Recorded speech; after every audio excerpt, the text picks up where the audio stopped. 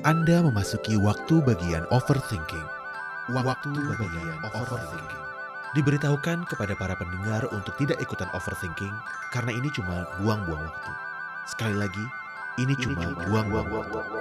Terima Ini kasih. yang di dalam drama gue juga punya banyak pertanyaan nih. Siapa tahu lo bisa menjawabnya. Oke, silakan. Fire away. Nih, ayahnya si Jiwo ini kan sebenarnya orang baik kan. Maksud gue dia bukan pengedar, bukan apa, deh kayak tipe bapak-bapak yang bertanggung jawab gitu. Tapi kenapa dia tuh kayak seolah-olah tuh nggak punya temen? Kayak seolah-olah dibikin siapa namanya Jiwo ini pas bapaknya meninggal tuh sebatang kara banget. Bahkan yang diliatin datang ke pemakamannya ya cuman si gangster ini gitu. Mana rekan-rekan polisinya yang lain? Jiwoo udah bilang tahu, dia memberikan kesan bahwa dia itu menutup diri dari kehidupan bokapnya sejak bokapnya ketahuan bergabung jadi gangster. Gue rasa kenapa orang-orang nggak ada juga yang tahu tentang kehidupan personal dia, karena dia jatuhnya lagi jadi intel gitu. Orang-orang nggak boleh tahu, dan itu yang membuat Jiwoo semakin merasa terisolasi sebenarnya.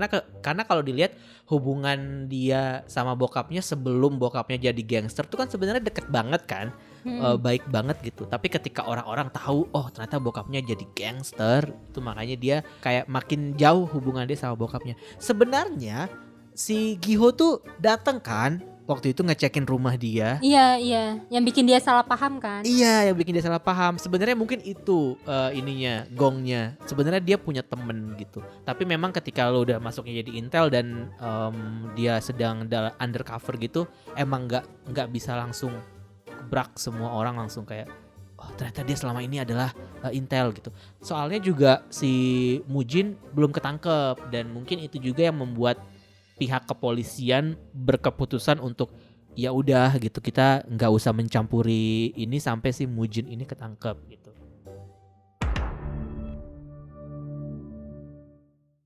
Dari Ashin of the North kita belajar. Belajar apa tuh? Sayangnya waktu Jiwoo SMA itu kayaknya film Ashin of the North tuh belum ada ya.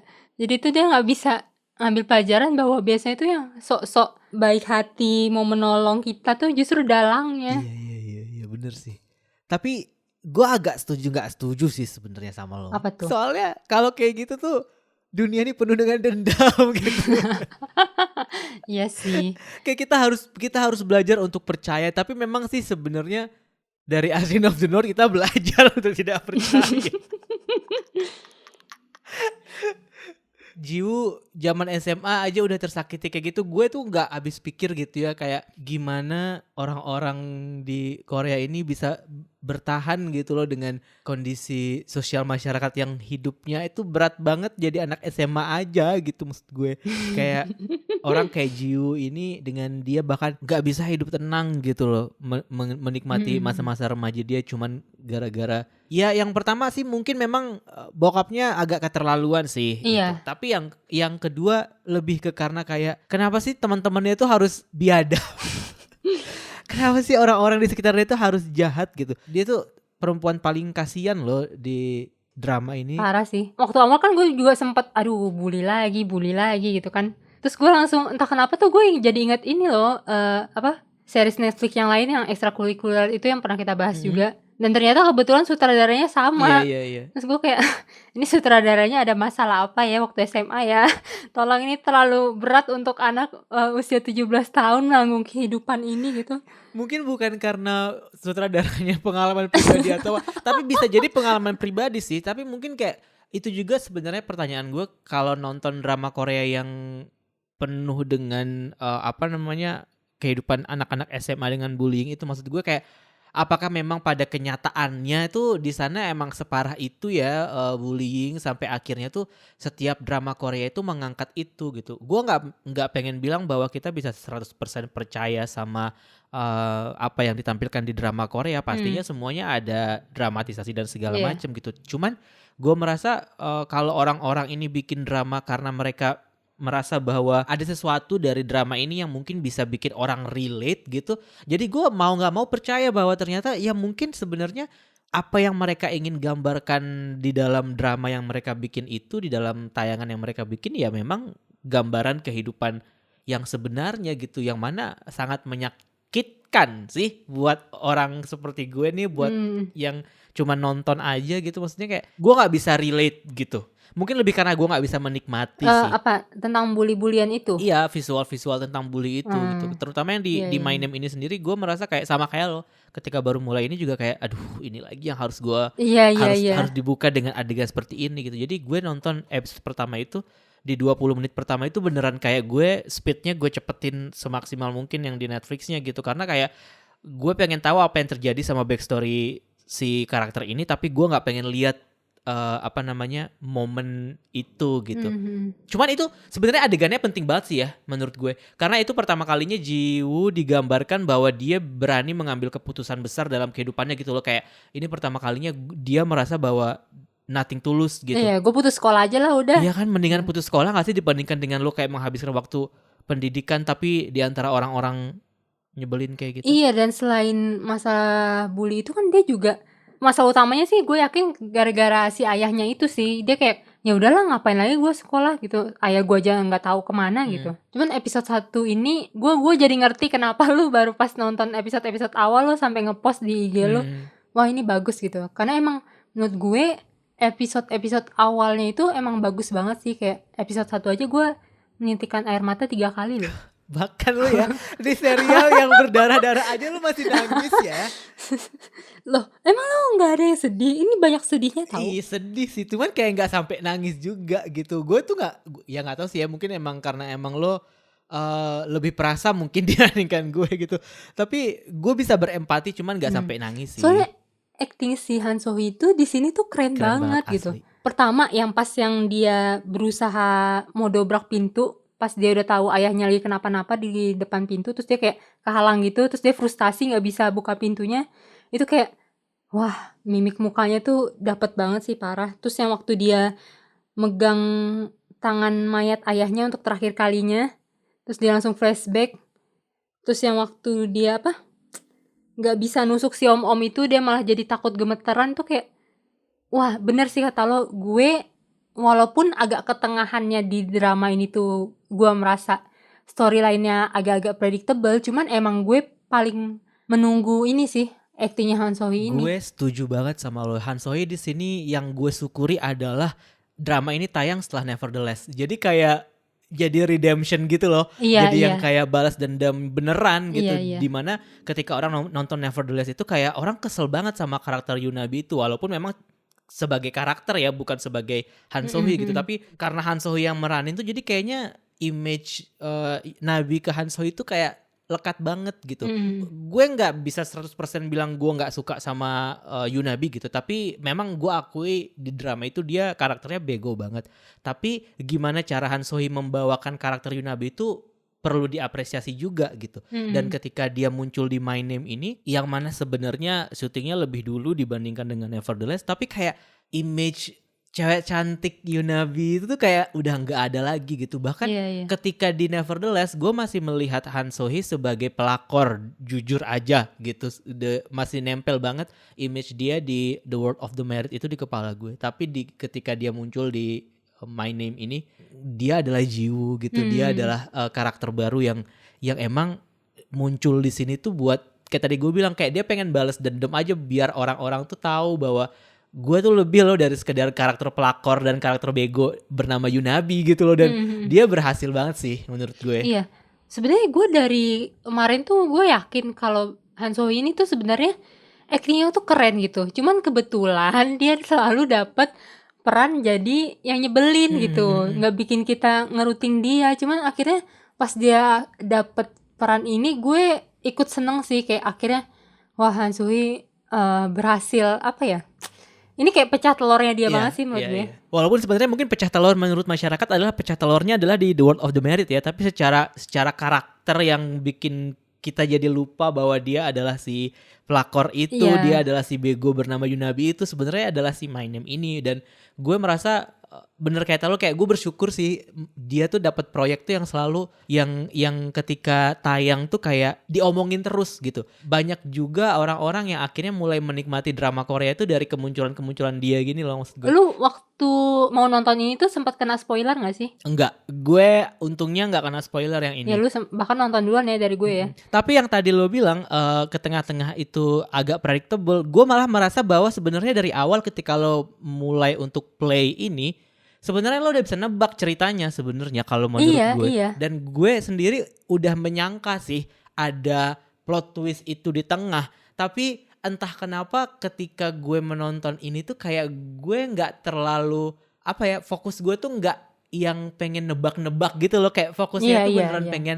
gue pengen menikmati si karakter developmentnya ini gitu. Iya benar, gue setuju sama lo. Ini gue juga nggak berusaha nebak-nebak gimana sih. Gue jujur gue sangat menikmati episode 1 sampai episode 7. Walaupun emang gue di tengah-tengah itu ada kayak kok gini sih, kok gitu ya. Cuman gue masih terus berharap dan berusaha positive thinking bahwa pertanyaan yang ada di otak gue itu akan terjawab gitu di ending. Cuman begitu episode 8 kelar itu kayak gue jujur gue agak kecewa sih di episode 8 iya. ini. Iya. Lo ini ya, lo gak ada kekecewaan apapun di My Name ini? Bener-bener ngerasa puas gitu? Gue nggak ada ngerasa kecewa gimana-gimana sih. Gue malah justru lebih banyak sukanya dibandingkan dengan ketidaksukaannya. Apa yang membuat lo merasa bahwa endingnya mengecewakan tuh apa? Lebih ke kurang puas kali ya, menurut gue kayak harusnya bisa lebih gitu.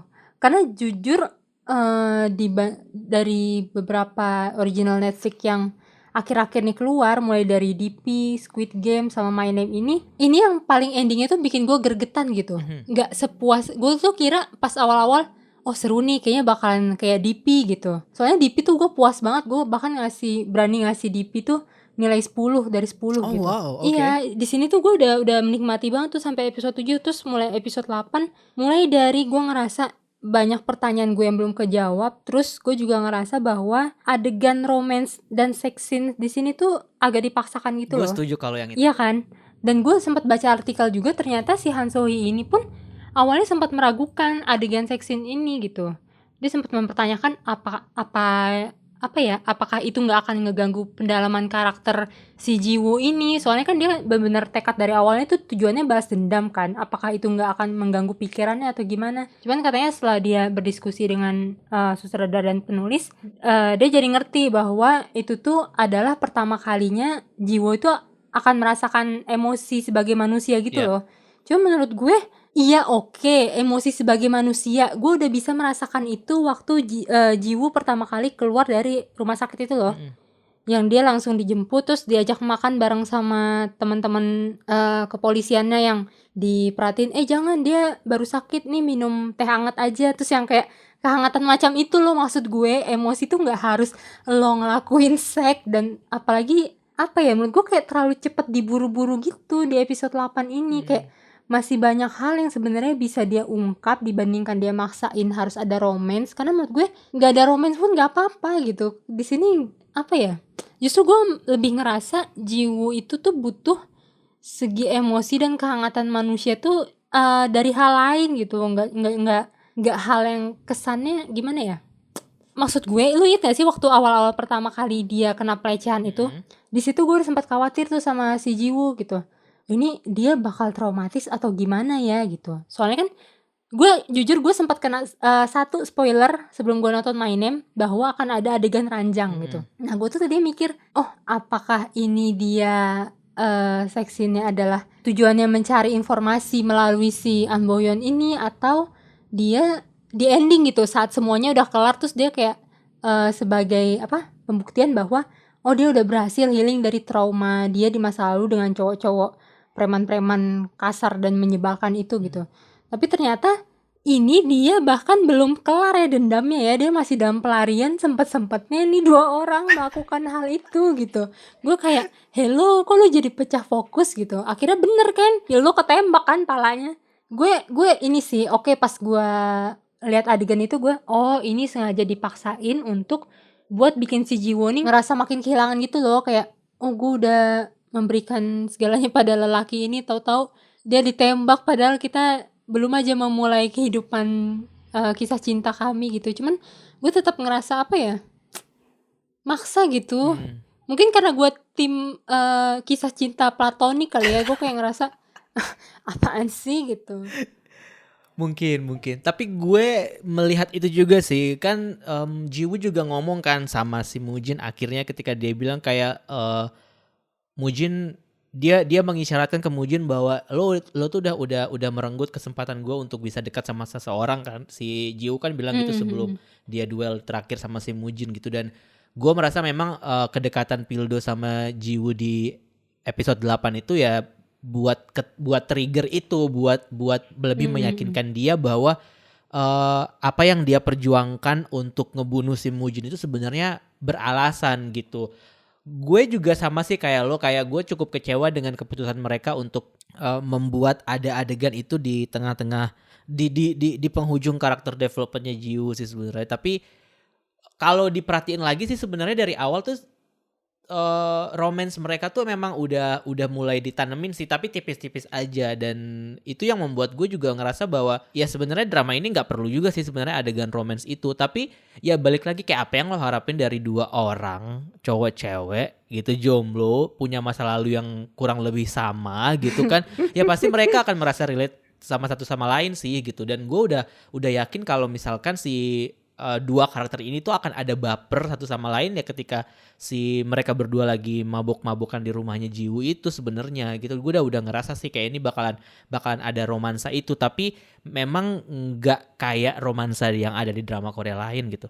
Terus tapi kalau yang lo bilang tadi yang adegan seksnya agak dipaksakan, emang gue setuju banget sih. Tapi kalau untuk yang lo bilang merasakan emosi itu tadi, gue nggak melihat bahwa kebersamaan di tim narkoba itu tuh sebagai sesuatu yang bisa menggugah hatinya Jiwoo untuk bisa merasakan emosi sih menurut gue. Kayak kalau itu dijadikan alasan untuk Jiwoo sebagai momen di mana dia merasa bahwa ini adalah koneksi antar manusia yang dia butuhkan, justru malah kurang menurut gue. Iya, maksud gue bukan dinner bukan acara makan-makan itu jadiin alasan utama itu doang. Cuman maksud gue itu awal mula si Jiwoo itu kayak mulai mendapat kehangatan gitu loh. Karena si Papa Mujin itu pun si Papa Mujin itu begitu dia ngelihat akhirnya si Jiwoo ini kayak ketawa gitu di tengah mereka tuh, dia sebenarnya ngerasa terancam. Makanya dia sempet mau ini kan ngirimin Jiwoo ke luar negeri karena dia ngerasa wah nih kayaknya nih anak bakal ini nih terseret arus orang-orang baik ini gitu, harus gue pisahkan gitu.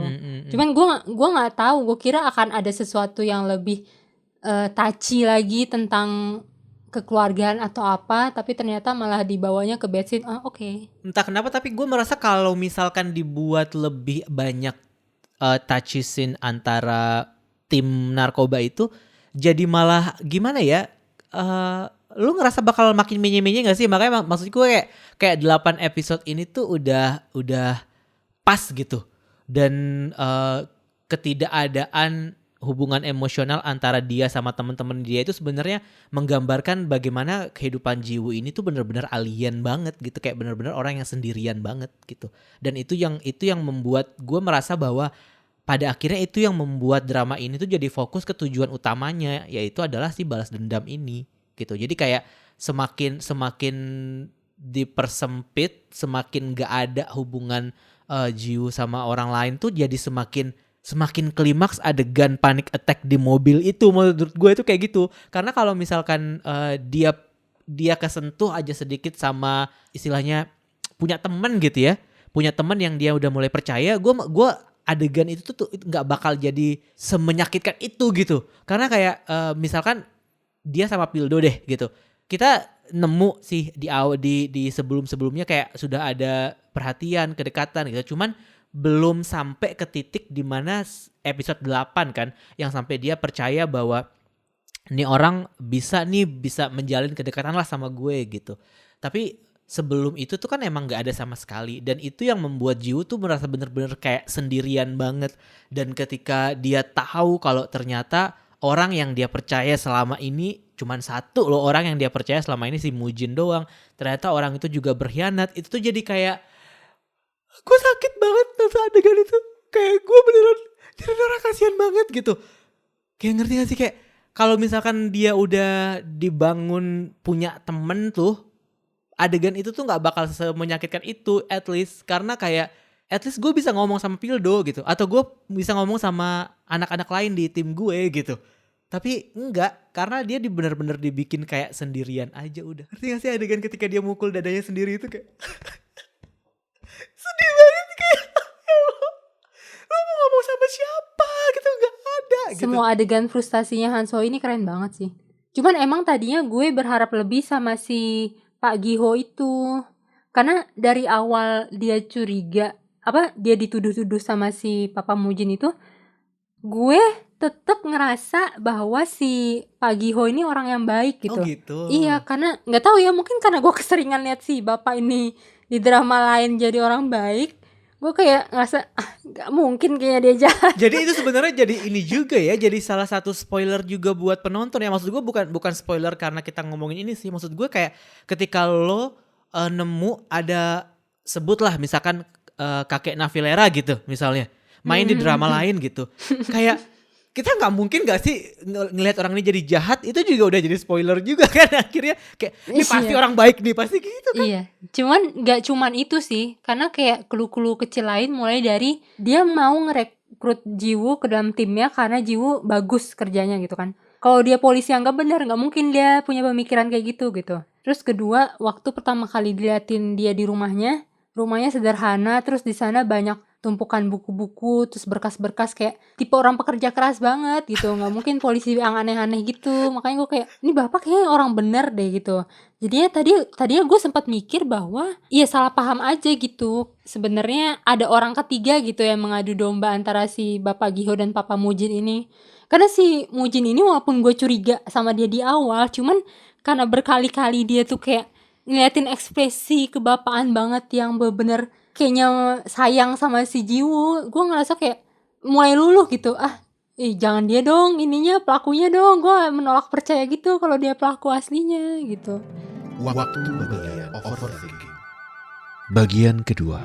Kenapa si Giho ini dulu nutup kasus bapaknya Jiwoo sampai bikin Jiwoo jadi frustasi dan akhirnya minta tolong ke gangster? Oh iya juga sih. Kan itu gara-gara dia kan kata si polisi gengges yang akhirnya ketemu dia lagi, iya kamu tahu nggak dulu yang nutup kasus bapakmu siapa, si Giho itu gitu. Oh itu sebenarnya karena si Giho itu pengen itu tadi melindungi rahasia bahwa si bapaknya Jiwoo adalah polisi. Jadi tetap ujung-ujungnya adalah supaya Mujin itu tuh nggak kemana-mana gitu, supaya Mujin tetap percaya bahwa si Donghun itu adalah bagian dari mereka dan tidak merasa terhianati. Karena kalau udah kayak gitu nanti mungkin efeknya akan lebih besar lagi, kayak dia mulai kabur atau apa gitu. Tapi kan dia tahu kalau temen polisinya itu si bapaknya Jiwoo ini dibunuh sama mereka gara-gara ketahuan bahwa dia tuh intel. Gue berusaha mengerti, tapi gue nggak bisa menghilangkan kesebelan gue pada bapaknya Jiwoo dan pada si Giho ini. Kayak mereka sebagai orang dewasa tuh terlalu abai dan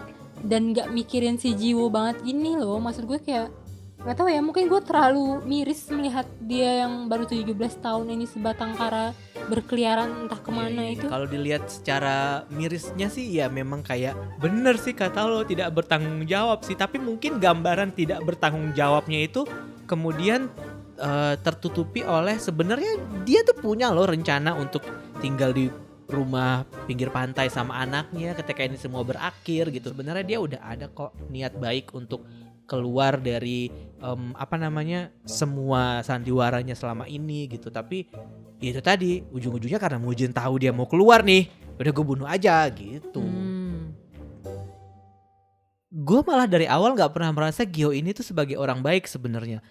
Jadi ketika gue sampai di plot twist itu, gue cukup terkejut gitu. Tapi ketika plot twistnya balik lagi ke Mujin, malah nggak mengagetkan buat gue karena ya nggak ada lagi orang jahat kan selain mereka gitu. Kayak ya udah ini orang. Gue gitu. juga nggak kaget, cuman gue ini aja sedih aja gitu karena mulai dari yang dia bangga banget ngangkat tangannya si Jiwoo waktu Jiwoo menang dia ngelawan para preman itu. Terus yang dia sundere dibilang teh kemomalnya pahit, tapi tahu-tahu dia minum diam-diam malam-malam tuh kayak mulai wah nih bapak ini sih udah bucin sih sama anak-anak. Iya karena kalau menurut gue si Mujin itu memang masih punya sisi baper sih sebenarnya. Karena kalau dia nggak baper nggak mungkin dia seusaha itu untuk mempertahankan si Jiwoo. Karena dia merasa terhianati banget kan sama bapaknya Jiwoo yang udah balik badan dari dia gitu. Dan dia masih majang foto di meja sampai episode terakhir itu udah membuktikan bahwa dia masih punya sisi baper itu sebenarnya. Yang gue suka sebenarnya dari si sosok Mujin ini adalah iya dia memang bandar narkoba nih. Iya memang gitu. Tapi di sisi lain juga dia tuh perhatian sama orang-orang anak buahnya dia gitu. Dia perhatian sama orang-orang yang setia sama dia. Makanya ketika di akhir dia bilang kayak, kenapa sih semua orang yang gue percaya selalu mengkhianati gue? Itu tuh kayak gue ngerti rasa sakit itu gitu. Tapi di saat yang sama itu juga jadi ironis karena dia pun mengkhianati Jiwoo kan dengan dengan membalikkan badan dia dan bikin Jiwoo dalam kondisi yang sekarang ini gitu. Tapi sisi manusia dari Mujin itu yang mungkin menurut gue bikin lo pada akhirnya sebagai penonton yang baperan ini makin baper juga gitu kayaknya. Iya. Karena kayak dia pun dibentuk karakternya itu nggak yang cuman sekedar pecandu bandar narkoba yang jahat aja gitu. Dia tuh masih diselipkan sisi-sisi manusia itu gitu. Dan ya itu juga sih yang jadi salah satu yang gue suka dari sini, dari drama ini juga. Nggak semua orang jahat itu sebenarnya benar-benar jahat gitu loh. Yang kayak ketika si Jiwoo juga bilang kan, dia berniat banget pengen ngebunuh pembunuh bapaknya gitu. Tapi kan Mujin selalu ngingetin dia dari awal kayak, emang lo punya nyali buat ngebunuh orang gitu. Dan itu kan sebenarnya jadi permasalahan Jiwoo dari awal kan. Kalaupun dia dikhianati nih oleh temennya itu, paling enggak temennya itu sudah membuat dia merasakan emosi gitu ya. Kayak happy, menyenangkan, punya keluarga yang kayak gitu-gitu. Dan mungkin itu juga yang dia ingin perlihatkan ke Jiwoo ini ketika dia ngomong kayak gitu. Jadi gue ngerasa ya itu sisi manusia dari si bandar narkoba ini sebenarnya, dan yang berhasil pada akhirnya bikin lo baper gitu. Iya jujur di awal gue sempat agak meragukan sih, karena kan ya Mujin ini kan adalah bosnya pengedar narkoba kan. Maksud gue kayak oke, kalau dia bercandu gue masih bisa memaafkan deh, ini udah pengedar bosnya pula gitu kan. Gimana nih gue dibikin simpatiknya sama dia. Ternyata baru dia mulai ngajarin si Jiwoo bela diri, gue langsung kayak, om ajari aku juga om. Lo yakin? Ya elah Net, gue aja kalau misalkan dikasih kesempatan sih gue gak mau Net. Gue gak sanggup. Iya gue juga gak sanggup parah otot-otot sih. gue rusak gitu, berantem di situ gue gak, aduh gitu. Gue tadinya agak menyayangkan sih sebenarnya di sini nggak dikasih lihat sosok penjahat lain gitu loh, dengan at least kasihlah kita pilihan gitu. Kalau misalkan Mujin nggak benar-benar jahat, ada yang lain gitu kayak tadi lo bilang itu gitu. Kan sebenarnya kita udah dikasih kode-kode kan kalau si asistennya itu yang satu lagi si Taeju ya kalau nggak salah. Iya si Taeju mencurigakan kan. Kayaknya ini emang orang berkhianat juga deh, karena sebenarnya si Taeju itu punya alasan untuk bisa berkhianat gitu kalau menurut gue, karena sejak kemunculan Jiwoo ke organisasi ini tuh kayak bosnya ini kok kayaknya kelingi banget sama si Jiwoo gitu. Tapi belakangan kan dikasih tahu, tapi setelah dia mati sih, setelah si Taeju ini mati kan dikasih tahu kalau ternyata si Taeju ini juga ada di adegan foto itu. Iya, mereka 3 tapi sekawan. memang 3 sekawan gitu. Tapi memang si Mujin bapernya sama si Donghun doang, nggak sama dia gitu. Jadi itu sebenarnya udah sebuah alasan bahwa dia untuk tidak menyukai Jiwoo, dan dia bisa menyabotase Jiwoo gitu. Tapi kenapa pada akhirnya dia dibikin nggak melakukan kejahatan sampai akhir dan tetap sama Mujin sampai akhir, ya supaya mungkin lebih setidaknya ketika Mujin merasa bahwa semua orang mengkhianati dia tuh masih ada Taeju gitu loh, yang sebenarnya tuh kita semua curiga dari awal, tapi sebenarnya dia enggak sampai berkhianat Ya gitu. keburu Jadi mungkin metong. itu. Iya, keburu mati. Bahkan dia pun mati juga kan sebenarnya gara-gara Mujin juga kan ujung-ujungnya, karena Mujin nyuruh dia untuk menghabisi Jiwoo gitu. Waktu bagian overthinking. Bagian ketiga. Nah terus si bapaknya Jiwoo yang overthinking gue yang gak penting tadi lo katanya apa, si Jiwoo bapaknya Jiwoo ini kan dia udah bertahun-tahun kan masuk ke dalam penyelundupan ini kan, dengan segala rekaman yang dia diem-diem dia taruh di korek api itulah, yang pokoknya maksud gue dia udah cukup dalam untuk punya bukti-bukti gitu loh maksud gue. Terus kenapa selama bertahun-tahun itu si Giho ini nggak berhasil juga nangkap Mujin. Akhirnya sampai sekarang dia cuma ngeluh, kita nggak bisa nangkap karena nggak ada bukti. Lalu dari tahun-tahun kemarin ngapain aja waktu Intel lo masih di dalam sana? Iya itu sih bener sih, kalau itu gue gak bisa jawab. Bener ya, overthinking gue ini bener. Itu bener sih. Tapi itu bener sih kalau dipikir-pikir ya. Itu tidak dijelaskan sampai akhir sih. Iya, lewat banget. Kemana semua berkas-berkas itu. Berkas-berkas itu disimpan sama Giho, dikasih ke Jiwoo sih ujung-ujungnya. Tapi mungkin itu tidak bisa dijadikan sebuah bukti karena mungkin kayak jatuhnya jadi kayak jurnal dari orang mati gitu loh. Jurnal dari orang yang udah mati gitu. Gimana cara gue menangkap, membuktikan tulisan ini gitu. Mungkin nggak tahu ya apakah tim polisi itu hanya bisa menerima bukti secara visual kali ya. Entah itu audio atau video kali ya. Dan itu mungkin yang tidak dimiliki oleh Giho sama bapaknya Jiwoo mungkin. Makanya maksud gue dia sempat berkali-kali bisa ngirimin tulisan diary-nya itu, tapi kenapa dia sekalipun nggak bisa ngirim entah foto lah, entah bukti rekaman video lah atau kayak lu main-main di sana. Dia ngirim foto tahu, kan foto bareng. Oh iya, tuh dia bisa ngirim Itu kan foto. dia ngirim foto. Kok foto transaksi atau apa yang penting dia nggak bisa. Iya itu kalau itu gue nggak bisa jawab. Terus next. Oh masih ada. Waktu gue akhirnya beralih dari fokus ke Mujin nih paling tersangkanya, ke akhirnya gue merasa bahwa semoga nih bukan Mujin dan bukan Giho gitu. Jadi ada orang ketiga. Gue ya target utama gue si Taeju ini gitu. Maksud gue ini kan mas-mas The World of the Merit ini kan cukup terkenal kan. Dan beberapa kali kan juga ada muncul di drama-drama. Masa sih dia cuma dijadikan kaki tangan biasa doang yang nurut dan cuman ngerjain apa yang diperintahin bos gitu doang gitu. Jadi menurut gue dia adalah karakter yang akan punya otak sendiri gitu loh. Tapi ternyata ini dia menjadi best friend yang tidak dianggap. Gue merasa itu sih kayak gue merasa dia juga sebenarnya adalah orang-orang yang sendirian juga, yang kayak nggak punya temen juga gitu. Dan emang mostly orang-orang yang di organisasi ini ya gitu, orang yang nggak punya keluarga, terus juga orang yang merasa terbuang, orang yang terbuli dulunya gitu, sampai akhirnya mereka menemukan dysfunctional family ini gitu pada akhirnya. Iya benar. Yang bikin Taeju jadi baper-baper juga sih sebenarnya. Gue yakin sih Taeju baper banget sih, kayak kenapa sih Mujin lebih perhatiannya sama Donghun daripada sama gue atau sama anaknya Donghun gitu. Gue yakin dia baper sih. Cuman karena ya sama seperti Jiwoo, karena mereka pada akhirnya menghabiskan waktu bersama tanpa pernah merasakan ada emosi gitu. Jadi dia pun juga bingung gimana ya gue mau menghadapi perasaan ini. Kayak gue cemburu tapi gimana cara buat menampilkannya ya. Gue harus apa dong kayak gitu kan ujung-ujungnya.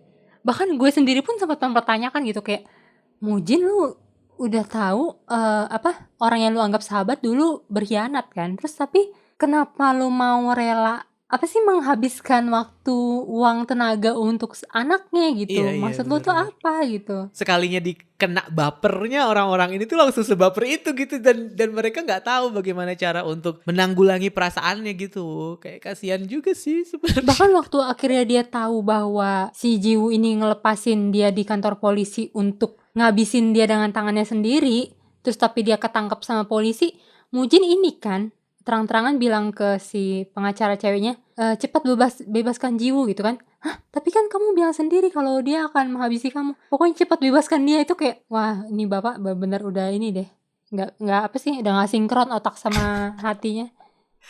Tapi kalau dipikir-pikir ya, sebenarnya plot twist yang paling besarnya itu sebenarnya bukan di Giho sama Mujin tahu sebenarnya kalau menurut gue.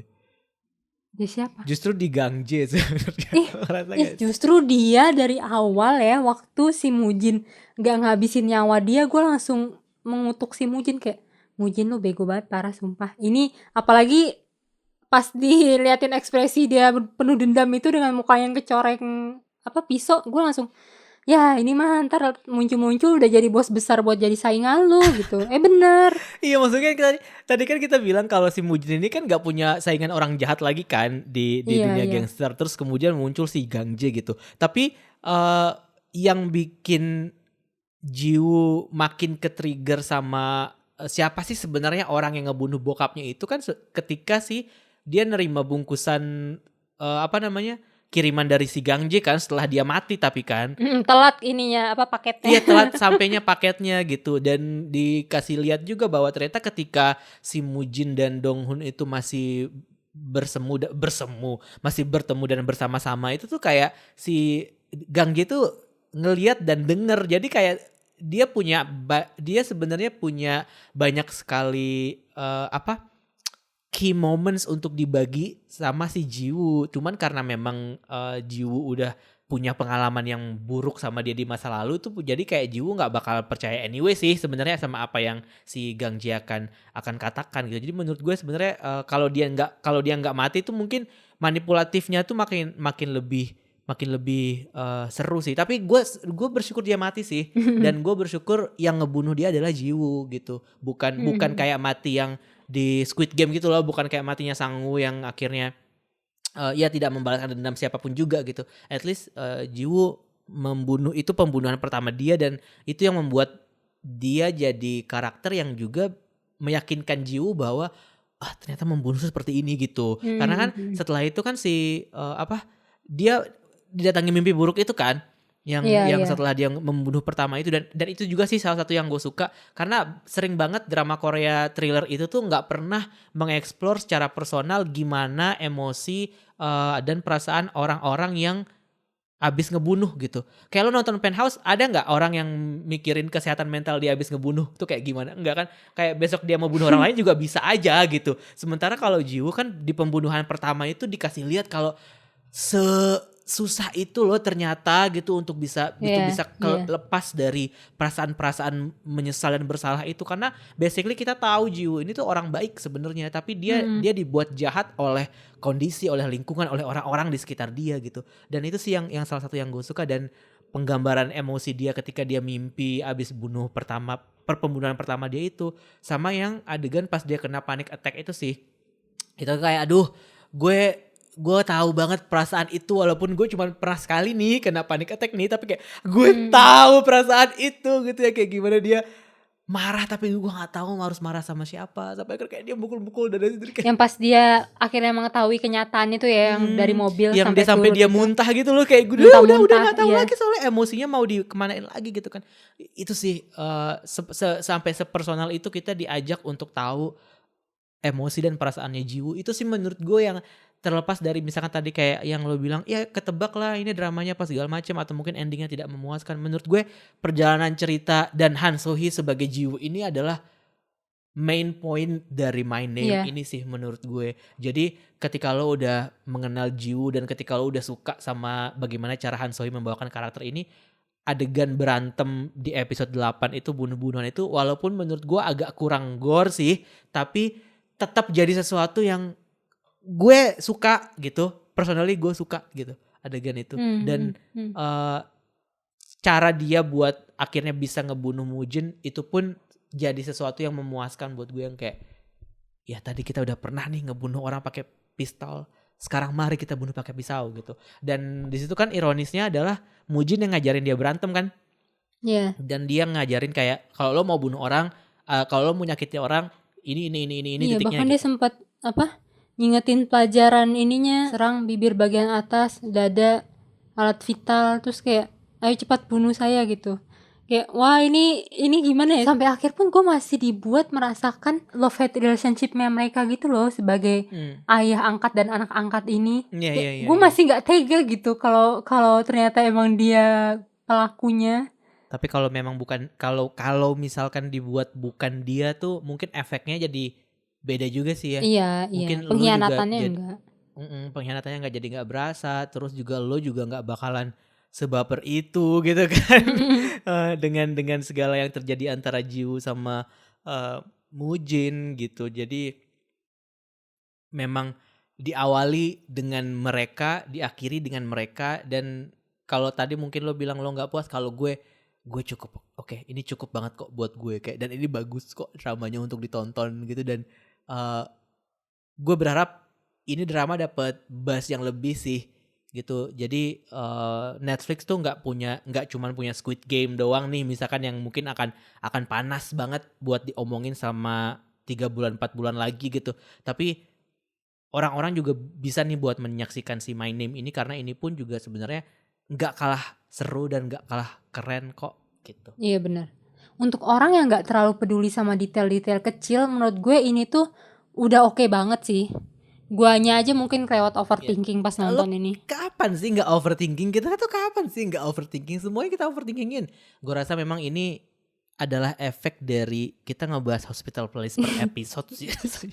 Kita butuh terapis sih, Nat. Gara-gara Hospital sih gue rasa kayak Isin harus tanggung jawab sih sama kita berdua. Karena gara-gara drama itu kita jadi overthinking gitu.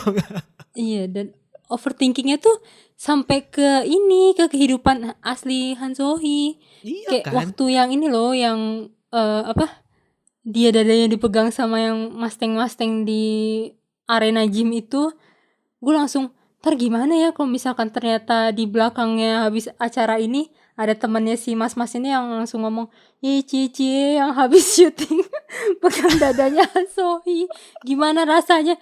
Itu kan jadi melecehkan kan. Maksud gue kayak, iya oke, itu adegan scene itu tuh nampol banget, bikin gue gregetan banget. Cuman gue langsung kepikiran, Han So-hee di belakang diomongin gak ya kayak dia waktu di Nevertheless gitu loh. Parah banget overthinking gue. Ya, lo harus ke terapis sih menurut gue. Iya kayaknya. Lihat ini cuma drama, nanti ini cuma drama. Dan mereka sudah konsen pasti, itu sudah konsensual pasti. Udah yakin gue.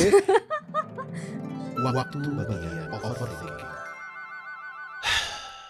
Bagian 4. Lu ingat gak 2 polisi awal gengges yang ngutilin si Jiwo mulu sampai akhirnya semua orang jadi tahu Jiwo ini anak bandar narkoba yang merusak hari-hari Jiwo. Oh iya. Nah terakhir itu pas mereka ketemu lagi ketahuan kan dari apa namanya name tag-nya dia bahwa dia itu di unit bagian tindakan kekerasan gitu loh, bukan di narkotika. Iya. Tapi kenapa dia yang ngejar-ngejar bandar narkoba? Iya benar. Aneh kan? Terus kenapa Jiwo sama Pildo malah cengok pas ditodong pistol? Mereka kan polisi terlatih kan, gercep dikit kayak itu malah cuma ngeliatin gitu. Akhirnya didor kan dia meninggal. Gue juga sebel banget ya waktu adegan di lampu merah itu sebenarnya tuh. Kayak sinetron Indonesia. Iya, ada banyak banget waktu untuk mereka melakukan tindakan yang sigap gitu. Iya, Kayak yang misalnya action dikit kayak. Iya kayak misalkan Pildo bisa langsung buka pintu langsung nyetak gitu kan, itu langsung kena kan gitu maksud gue. Itu juga adegan yang gue agak sesali sih di situ. Walaupun memang matinya Pildo tidak mengejutkan, tapi lebih ke kayaknya lo bisa tahu melakukan hal yang lebih kayak misalkan tiba-tiba sandaran kursinya dimundurin kayak buat hindarin gitu, atau misalkan dia nginjek gas kayak walaupun namanya gitu. Lampu merah langsung cepet gitu kan. Iya sih, itu gue juga bertanya sih kenapa sih kalau yang itu. Ini kayaknya lo bisa bikin satu episode khusus menjawab pertanyaan Nadia. Ntar kira-kira bakal ada gak ya tetangga atau misalkan kerabat jauhnya Han So-hee yang ngomong kayak, ih kamu adegan seks mulu gitu. Ya Allah. Sumpah sih, lu kalau jadi fans K-pop ya, lu adalah fans K-pop yang setiap hari merasa bahwa Oppa is right, Oppa is always right gitu lah. Kayak gue ngerasa kayak lu, ya maksud gue kayak lu mikirin banget gitu kesan pikiran orang lain tentang sosok ini gitu loh kayak. Loh, justru karena gue overthinking gue ini dong jadi curigaan dong mau Oppa gue.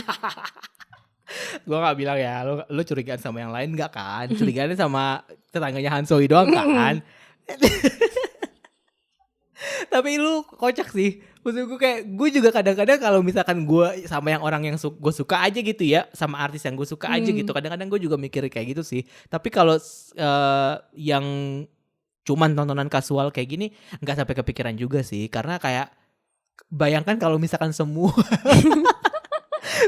aktris dan aktor yang gue tonton Hollywood, Bollywood dan juga Asia gitu gue pikirin, gila Nat, capek Nat. Waktu bagian overthinking. Hah, sumpah masih ada. Ini gue lebih misu-misu sih, kayak kita kan tahu kan Jiwoo ini kalau dia mau bergerak underground itu dia selalu pakai motor hitamnya itu kan supaya nggak ketahuan. Nah kenapa di saat dia mau memutuskan untuk membunuh Giho pada malam itu dia malah pakai mobil yang dia pakai sehari-hari. Maksud gue kok dia jadi apa ya? Jadi kayak nyari penyakit sendiri gitu loh. Jadi nggak sehati-hati biasanya. Makanya jadi ketahuan kan gara-gara itu kan. Pas dicek, ini kan mobilnya si Hyejin. Mungkin kita perlu perhatikan kondisi mental dia juga kali Nat ya. Oh, udah nggak sempat mikir ya. Karena gue rasa ia menuju ke situ kayaknya dia memang kayak aduh gitu, udah nggak bisa nih, gue harus cara yang tercepat gitu. Mungkin itu cara yang tercepat pada saat itu adalah dengan naik mobil mungkin tuh ya. Terus apalagi yang bisa saya bantu Kak? Pas adegan pemakaman. Iya oke. Kan kita diliatin yang datang cuman si kelompok gangster itu doang kan. Cuman saat siapa namanya Jiwoo mau nyari uang, buka sayembara, siapa yang menemukan orang ini akan aku beri uang gitu kan. Dia buka laci kan. Terus di situ banyak banget amplop uang dukanya. Satu amplop aja 5 juta won. Terus siapa aja yang datang ngasih sebanyak itu? Nah, anggota gangster ini kan banyak. Semuanya ngasih gitu ya, bukan cuma bosnya. Semuanya ngasih, tahu tajir, kalau orang meninggal semuanya ngasih gitu. Next question. Yang pas ini di dalam kapal, yang waktu mereka udah nyergap nih, Pildo padahal udah ngeliat tuh si Mujin mau kabur. Kenapa dia malah cengok diem gitu aja? Maksud gue, bukannya kalau polisi itu saat tersangkanya mau kabur dia dibolehkan untuk menembak kaki ya, yang gak fatal supaya dia gak kabur aja waktu gitu. Waktu itu kondisinya belum tersangka. Dia kan waktu itu memang nyari alasan untuk menangkap kan, tapi itu belum nemu nih apa alasannya buat menangkap. Jadi dia pun juga masih belum bisa untuk bertindak gitu. Karena si Pildo pun bergerak sesuai sama perintah kan. Kalau dia gak diperintah buat menembak, dia gak boleh menembak. Karena dia masih bawahan jatuhnya. So tau gak sih gue? Ya, gak apa-apa, menjawab gue iyain. Yang pas ini loh, pas Jiwoo itu di dalam lift, pas dia mau nyamperin Mujin itu, kenapa sih dia harus banget buang pelurunya sampai tinggal satu doang? Maksud gue sombong banget lu, maksudnya yakin banget dengan satu peluru itu lu bisa langsung ngebunuh si siapa? Papa Mujin. Kalau menurut gue itu memang adegan dibuat karena si Jiwoo belum yakin bahwa dia akan membunuh sebenarnya. Dia sendiri belum benar-benar yakin bahwa dia bisa membunuh karena Jiwoo itu masih punya apa ya istilahnya, kayak masih ada soft spot lah buat si Mujin mau gimana juga gitu, karena dia yang bisa dibilang ngebantu dia untuk bisa jadi yang sekarang gitu, walaupun itu sangat sakit banget. Dia takut kalau misalkan banyak peluru dia kelepasan terus Mujin jadi meninggal. Mungkin itu juga, tapi mungkin lebih ke kayak dia merasa bahwa dia tuh masih orang baik gitu. Masih dia bukan pembunuh gitu. Jadi dia merasa bahwa gue juga belum yakin nih kalau misalkan gue sendiri udah bisa ngebunuh. Tapi ujung-ujungnya kan sebenarnya peluru itu tidak digunakan untuk Mujin juga kan. Akhirnya malah si mas-mas jago silat itu kan yang kena. Iya benar. Terus yang waktu siapa sih namanya? Jiwoo keluar dari rumah sakit yang dia ngendap-ngendap itu setelah diobatin lengannya itu. Sama suster itu. Dia kabur. Itu kan maksudnya teman-temannya itu udah pada ini kan, udah pada tahu kalau si Jiwoo ini kabur. Tapi mereka cuma nelpon Pildo. Maksud gue kayak kenapa nggak nelpon bantuan lain gitu untuk ini jelas-jelas tersangka penting kabur nih, tapi kayak nggak ada bantuan apa-apa sampai akhirnya ya Pildo dikejar-kejar sama semua gangster itu kan. Iya sih, iya. Oke tadi gue bilang kayak kenapa tim narkoba ini tuh nggak punya tim polisi lain buat bantuin kasus mereka gitu loh. Maksudnya kayak cuman mereka doang yang di Seoul Metropolitan Kepolisian ini yang ngurusin kasus ini, nggak ada dia dari kecamatan apa kek bantu kek gitu, diperbantukan gitu untuk menangkap si bos nomor 1 ini gitu. Ya itu gue nggak punya jawabannya kayak gitu. Ya udah sih, kalau pertanyaan gue kayaknya udah terjawab semua Ron. Bohong, pasti masih ada nih, gue yakin. Daripada lo overthinking dan kebawa mimpi, mendingan lo kasih beberkan sekarang. Udah Ron. Yakin lo? Serius. Ya udah kalau gitu. Oke, kita akhirnya episode ini ya. Udah lelah banget ya. Udah malas nutup. Bye.